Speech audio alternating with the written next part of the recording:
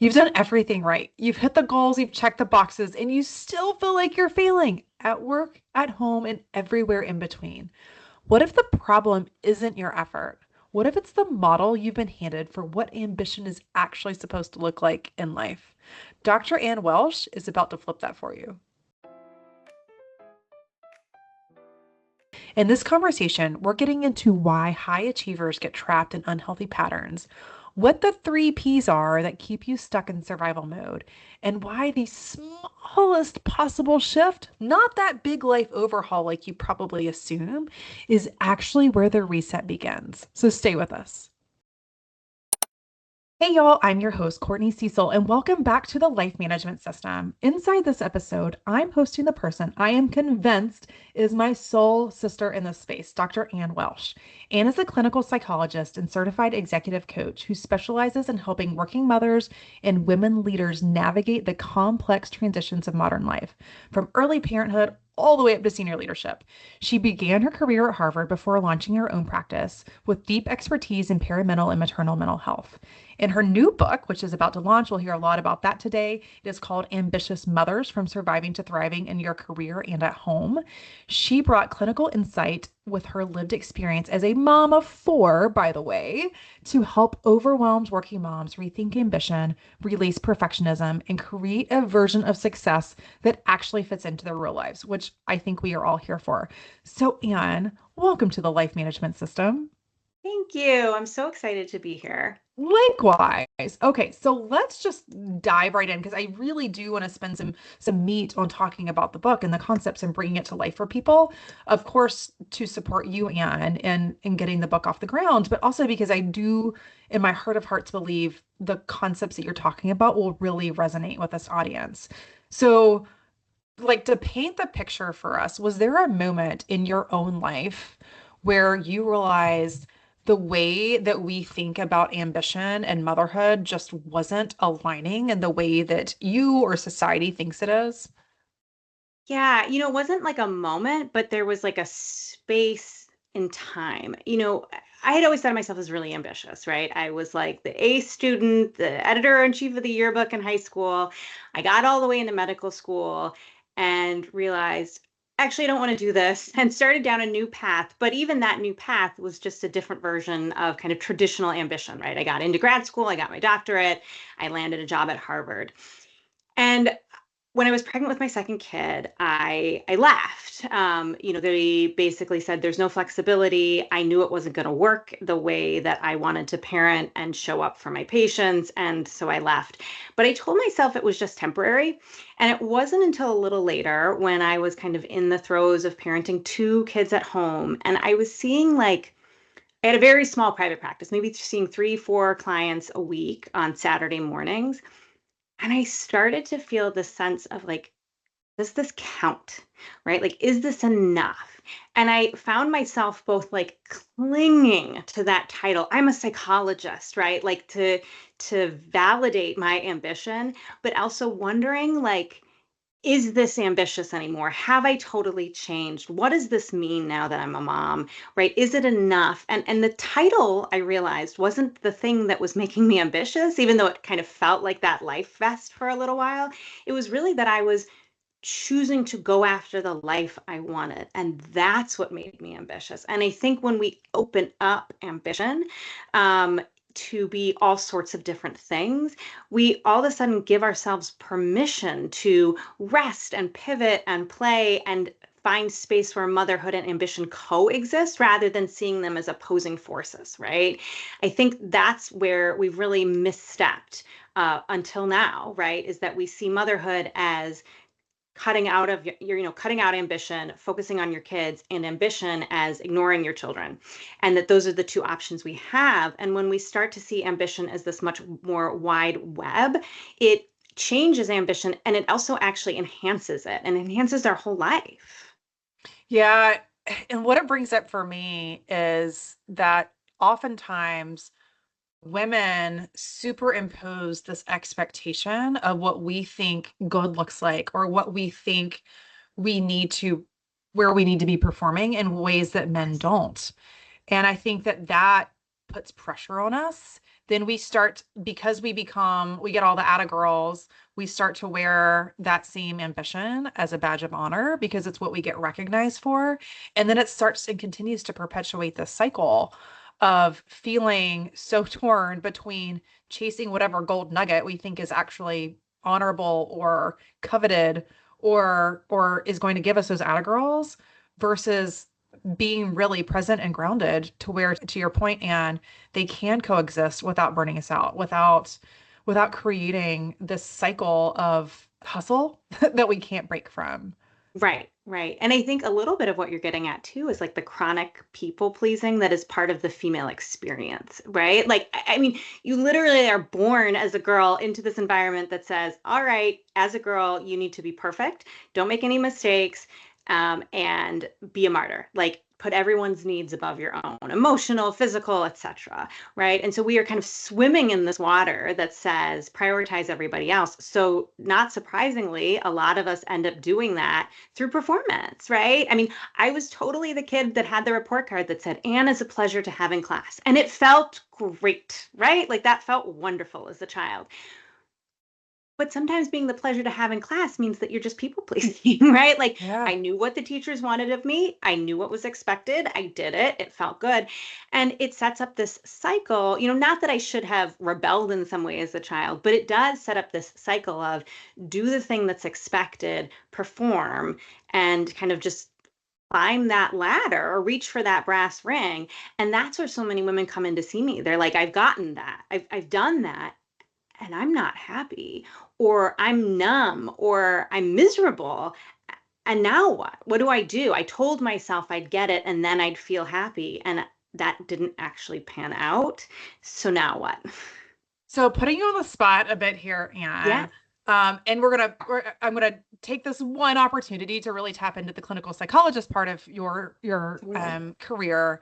What would you tell your 7-year-old self? Like, I imagine many moms here are parenting little Anns that they're either a girl mom or they have, like me, my youngest is a very high achieving perfectionist type personality.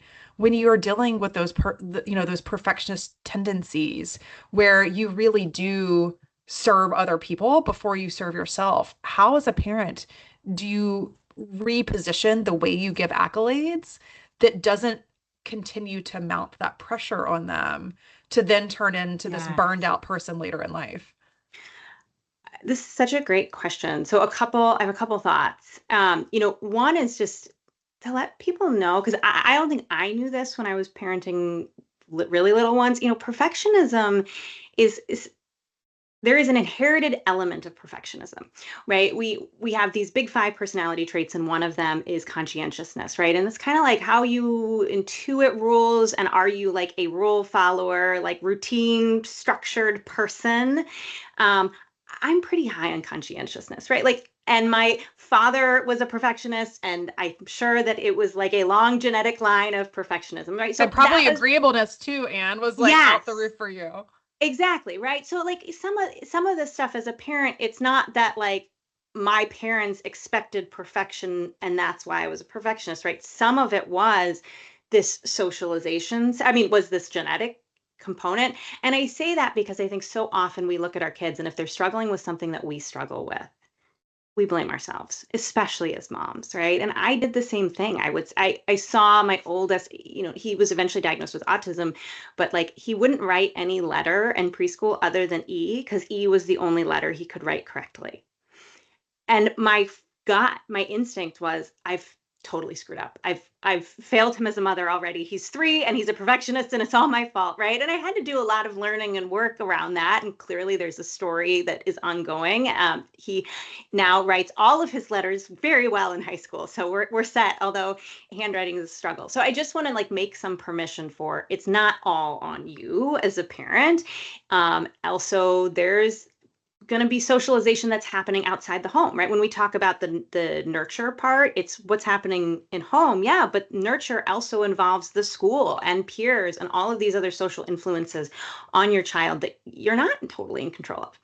So that all said, one of the things I work with my own kids on is is A, to really normalize mistakes as part of the learning process. And it's a lesson I sometimes need to remind myself of too, right? We have a saying, mistakes mean you're learning, and really meaning that, right? So that if they come home with a grade that's not great and they're unhappy with it, to be like, you know what, that's okay. Did you try? Did you learn anything from it? Can, even with my high schoolers, it's like, can we now, even though it might feel hard to look at the test, can we go over it and figure out what happened just as a learning experience, not because you shouldn't have brought home that grade, right? And so that's part one. The other thing with, again, with my kids that are older now, we do a lot of talking about where can it be good enough?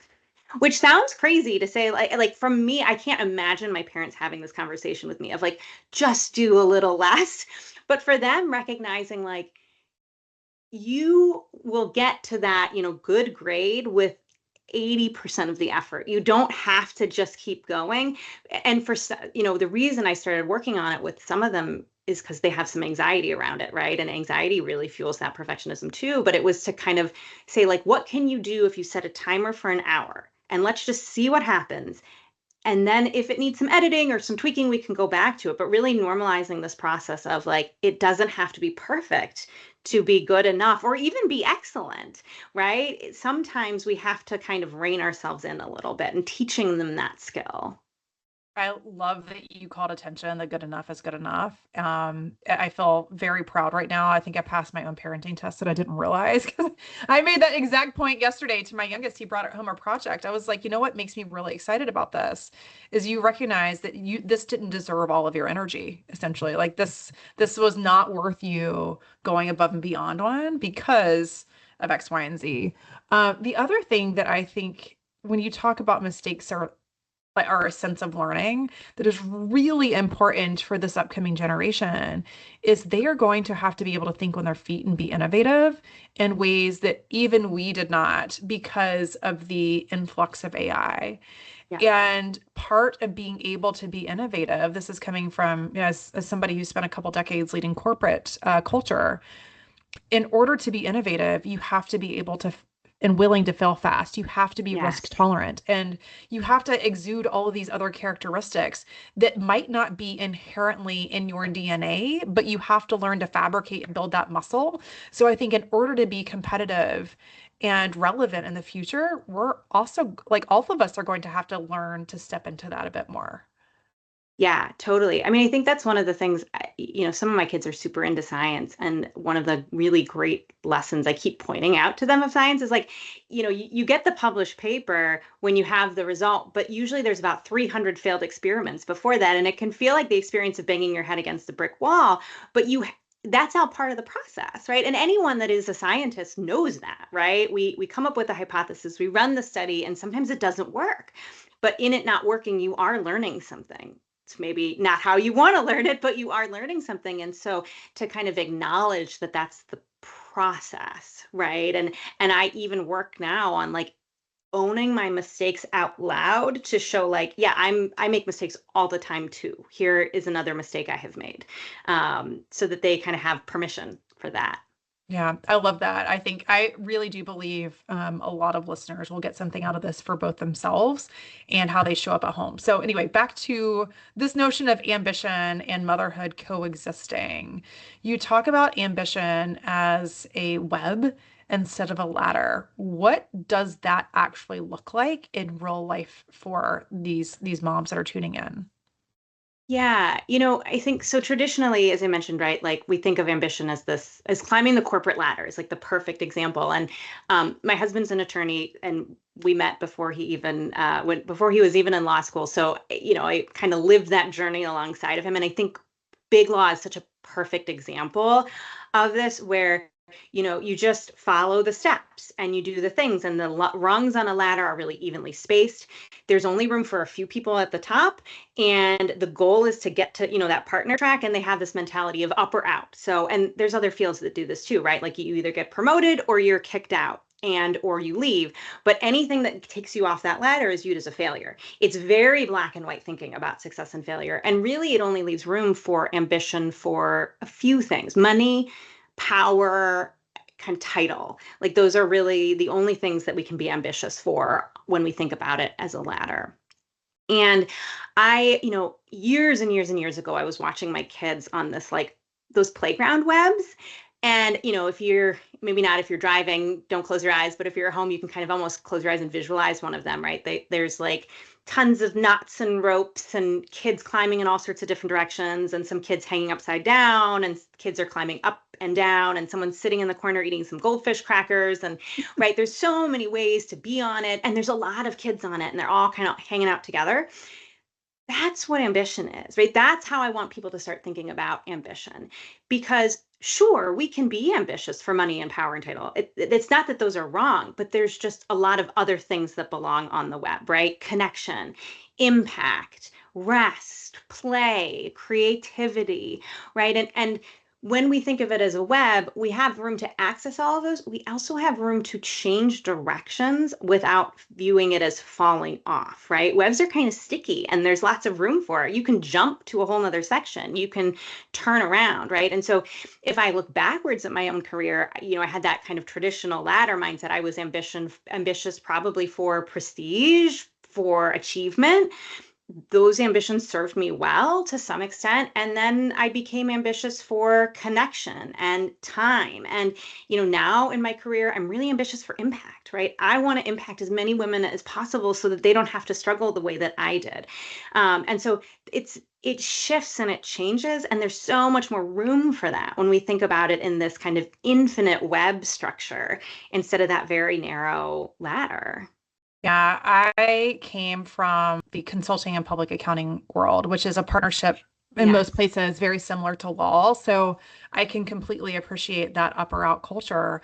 But when you explain it as a web, what that brings for me more than anything in an up or out culture that is very intense, where people are climbing and climbing and climbing and feel the pressure because they're looking right and left and comparing their lives to others, a web gives you breathing room to go at your own pace. You don't have Yes. to go at the same pace that the people on either side of you are, because I promise you, they're Yes. living different lives than you are. They have different values, which is what I talk a lot about. They have different circumstances. They might have no kids. They might have family, local family support you don't have. They might not, their kids might be rock stars in one area, or they might have a partner who stays at home. Like, you just don't know their conditions and Right. circumstances. So it's a disservice to you to compare your pace to their pace. So that web, even if all it is, to your point, Anne, is conjuring that image in itself gives you breathing room to Yes. do you, as opposed to feeling like you're constantly looking right and left to compare yourself. And I think that's incredibly freeing. Yeah. Yeah. And I think, I think it's a helpful model for all of us. But when you do layer in parenting, to make sure we understand that, like, parenting is part of the web, not something that pulls you off of it, right? Then we get to be both and. We really Yeah. do everybody a disservice when we say parenting and work are kind of these separate silos. And the heart of my work is like treating them like a Venn diagram and working in the overlap, right? Because that's real life, right? That's where the overlap is, where all the richness and the interesting stuff is in some ways, right? So the web gives permission for that parenting status or any other parts of yourself to show up, right? Whether it's caregiving status in another way, or hobbies or interests that you have outside of work, right? Like, it's a more holistic version, and it's a more human version. Yeah, yeah, I agree. And you completely illustrating the stickiness of a web, I think it just reinforces that both of those things can coexist when you create that breathing room for it. You also said something that I want to double click on real fast for to make sure that the listeners didn't miss this. And that's related to recognizing that there are different things you might be chasing. Yes, you might be chasing brand or title or promotion or pay, but you also might be chasing flexibility or Yes. um, really interesting work or the ability to gain a new skill in order to prepare you for something in the future. So there are many different reasons, once again, that we might make certain decisions. And when you think of it as more of that latticed web as opposed to the ladder, it allows you the freedom to make choices that better serve you and what you value. So I actually have a podcast episode on that. It's episode 19. I'm going to link that in the show notes. It's on how you can make more informed career related decisions that really pull apart this web type notion that Anne's illustrated. So, and I am going to say 90% of the listeners would absolutely self-identify as a high achieving working mom. That is why they tune in, because they, very similar to you and I, like they are just conditioned to constantly fighting for another goal and being at their best. And it is trying to help manage them from being their own worst enemy that Yes. inspires them to tune in. So what patterns that either serve or don't serve them do you see in many women who would identify as a high achiever, but also have this other really big part of their life that essentially is where their heart resides most of the time? So I think the pattern I name, the most broad thing I see is that so many of us, and I'll put myself in that bucket historically at least, we are focusing on what we deserve rather than focusing on what we desire, right? I believe it is a revolutionary act for women to name what they want because we have been taught from day one to not only not ask what we want, we're not even allowed to ask what we need, right? And I see this show up in kind of what I call the three Ps. So we've talked about some of them already, right? Perfectionism.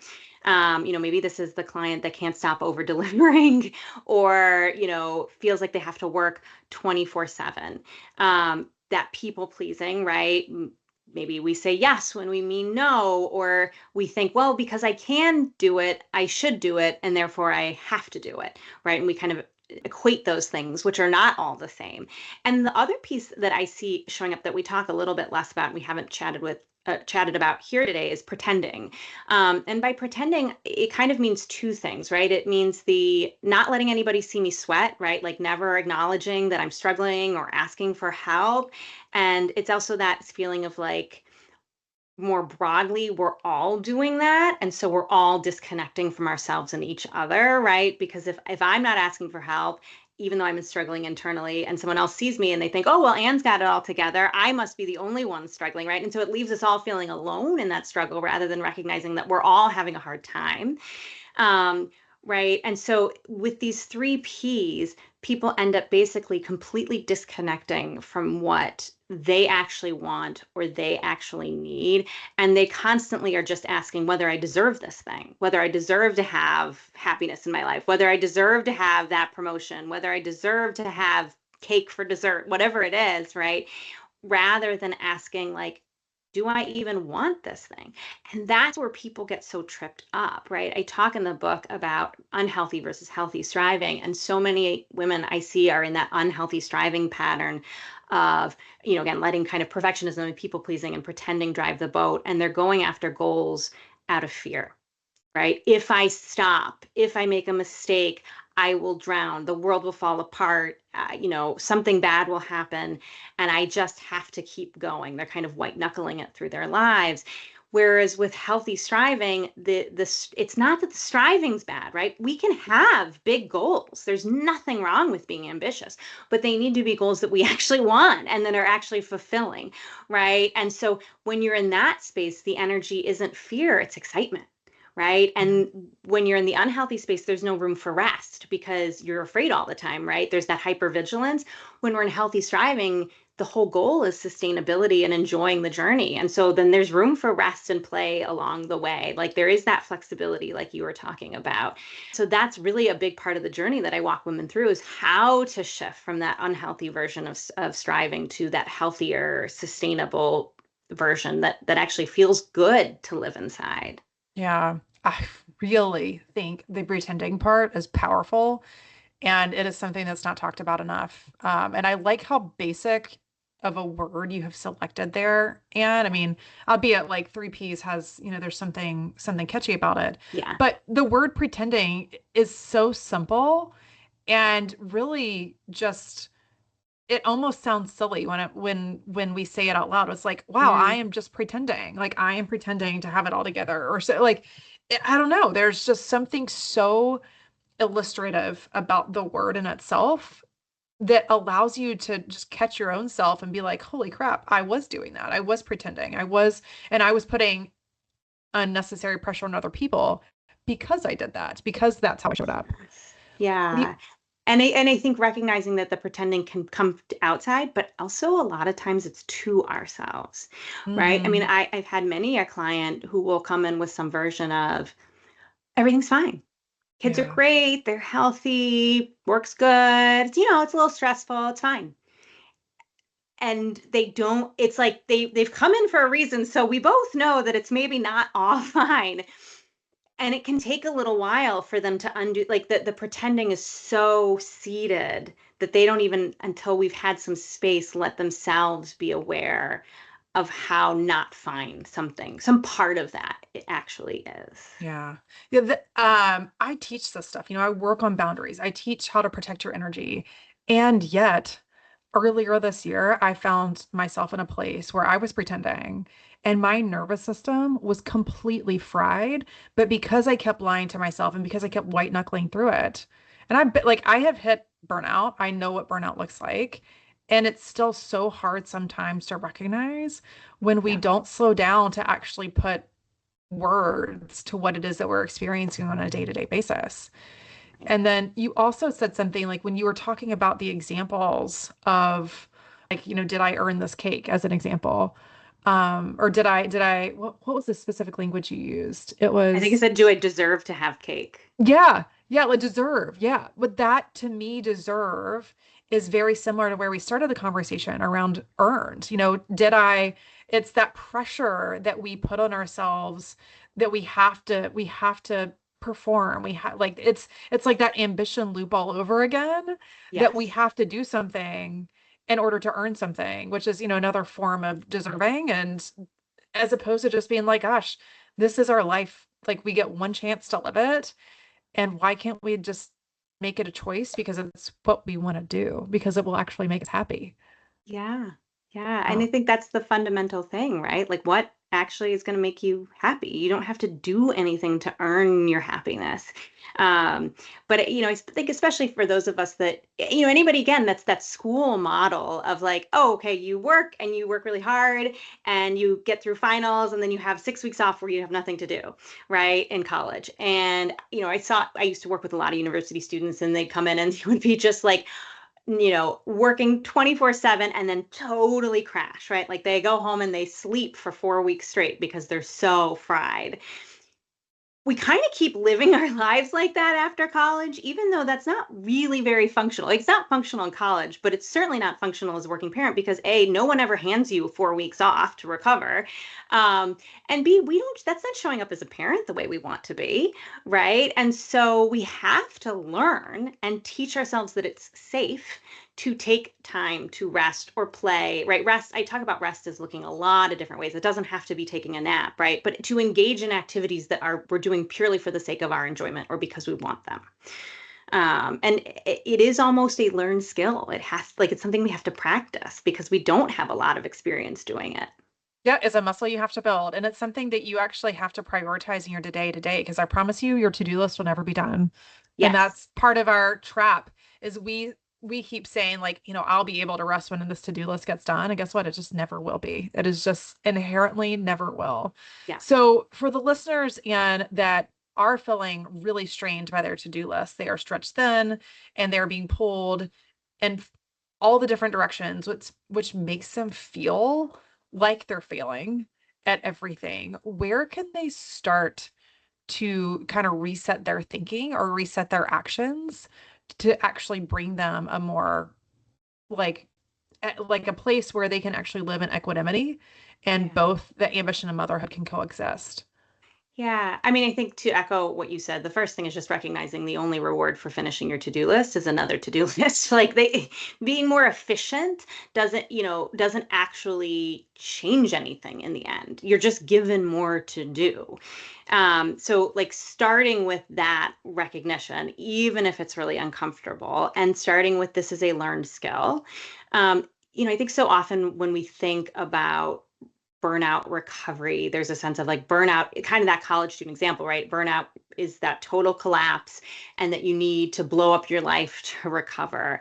And sure, it can look that way, but I also think it can look very different. And I use the analogy of compass points. So well, actually now one of my kids is like super into scouts.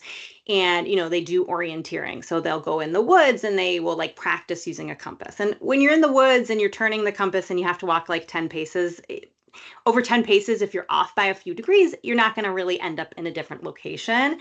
But if my airline pilot on my transatlantic flight is off by a couple of degrees, he will land us in a different country, right? And so what's the 1 degree compass shift that feels comfortable, right? Not what's the total overhaul of your life that is actually going to leave you feeling uncomfortable enough that you don't do it, but the small, tolerable step, right? And so maybe that is not I'm going to rest in the middle of the day because I'm just going to sit there trying to rest, feeling anxious that I'm not resting and it's going to backfire. But could it be that I take 2 minutes to stand outside and feel the sunshine on my face, right? Or for me, a small ritual is that I have a cup of tea every day after lunch. And for like 2 minutes, not even the whole cup of tea, but for 2 minutes, I just sit and kind of I'm aware of the smell of the tea and the feeling of the hot mug in my hands. And it's really grounding for me. But it could be something else, right? It could be I'm finally going to sign up for that kickball league that I've been hearing about because that sounds really fun. Or I have a neighbor who's suburban moms and she signed up for like a hip hop dance class because she thought it would be fun and she goes once a week. So it's kind of like experimenting almost with like, what is the thing that's going to connect me with some element of that desire again? And it could be little, it could be grounding, it could be mindfulness, it could be play, but just opening the door to what am I doing purely for the sake of joy in my life? And once we start noticing those little places of joy, we get to access that more and more and more, right? Like we kind of change the lens that we're using to look at our lives and our whole experience. You're essentially rewiring your brain to, Right. yeah. So here's my pile of joy. And it is, if you're watching this on YouTube, you can see it, but it's a whole pile of Dove chocolate wrappers that I really enjoy, that like really spoke to me. But I ate lunch right before we spoke, but I've got my Dove chocolate for the day sitting right in front of me because I don't like being in a rush when I have them because I like to actually just use this piece of Dove chocolate as my ability to be like in the 3 minutes that it really takes about 3 minutes to enjoy this fully without like chomping into it. And it's Yes. so ridiculous, but it's the 3 minutes that forces me to slow down and remind myself that I get to just sit here and be with my thoughts and like stick my neck out the window and enjoy the fresh air. Yeah. And it's finding again, what's the tolerable version of that, right? Like, if I tell you to go away for a weekend with your friends, and that's not something that feels safe or comfortable for you, or you have little ones, or right, all of a sudden then you feel like, well, I can't do that. That feels impossible. It must not be fixable. There's something wrong with me that I can't do it. And I guess I'm just stuck, right? If we take Yeah. too big of a step, it or we ask people to take a big step, it might backfire. And so it's for you in your situation right now, what is that tolerable step? And then we can build from there. Yeah. Yeah. Well, to take us home and tell us about Ambitious Mothers, the release and just anything that we can do as your listeners now to support you in the launch of your book. Yeah, so I'm really excited about it. It comes out August 6th, but pre-orders are available now. And the book is really a mix of research, client stories, like clinical storytelling, and also some interviews with some amazing named ambitious mothers who have really been able to articulate the way that motherhood has shaped their career for the better. And then there's practical tools in the book, right? I talk through that healthy striving model and the perfectionism and people pleasing and pretending and how to shift those those patterns. And if people pre-order the book instead of just waiting till it comes out, there's also some amazing tools that are pre-order bonuses. And so there's some scripts for hard conversations, things like how to bring up the mental load with your husband or partner and address that issue, or how to negotiate for parental leave if your company doesn't have any. There's a worksheet talking about that ambition web that people can play with. And there's also one of my favorites is a ebook on where I interview a bunch of working moms on kind of what does their day-to-day look like, right? And so it's a day in her life, and it's I think 8 different women, totally different kinds of jobs, right? Like one's a cardiologist, one is an elementary school music teacher, one's a marketer, and in seeing all of the variety of the day to day, it gives us a chance to acknowledge there's so many ways to make working motherhood work. And it's kind of like permission to figure out the way that works for you. And you can kind of see these women and are there things they're doing that I want to draw into my life?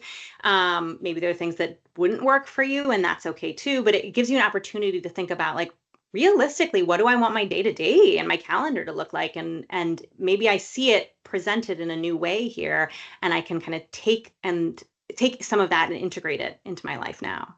I love that. Incredibly creative. It sounds like it'll be very helpful. I will link in the show notes for everybody where to get that. Along that same vein, and how do people reach you? Yeah, most likely you'll find me on a Zoom room seeing clients or in my motherhood working moms group called the Ambitious Mothers Mastermind. But in terms of finding me, my website is drannwelsh.com. You can pre-order the book there as well as find out about my offerings. And I'm also hanging out on LinkedIn a lot. It's Dr. Ann Welsh, or on Instagram, also at Dr. Ann Welsh. Okay, perfect. Well, to bring us home with the lightning round questions, real quick, Anne, what's your go-to stress busting activity? As silly as it sounds, I'm going to say breathing, right? Like Good. just getting quiet and focusing on my breath. Yeah, it's simple. Simple works for a reason. What's the last book or podcast you loved? It was 2025, but I adored The Wedding People. That book, that's probably the last book I absolutely adored, although I'm always reading something. Yeah, it is a good one. I recently finished that. And then last but not least, if you could wave a magic wand, what task would you eliminate forever? Oh, pretty much anything to do with cleaning. I do not enjoy it. I just want a perfectly organized and clean home all the time without any effort. Yeah, I hear here. Well, Anne, thank you for joining. Congratulations on Ambitious Mother. You used the word, I'm excited about it.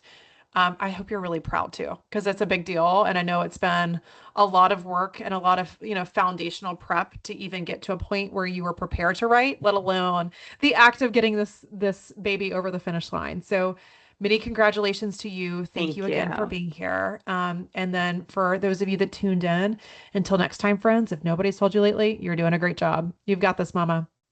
If this conversation starts something up, I want you to go listen to episode 19 next, how to improve your decision making regarding career path.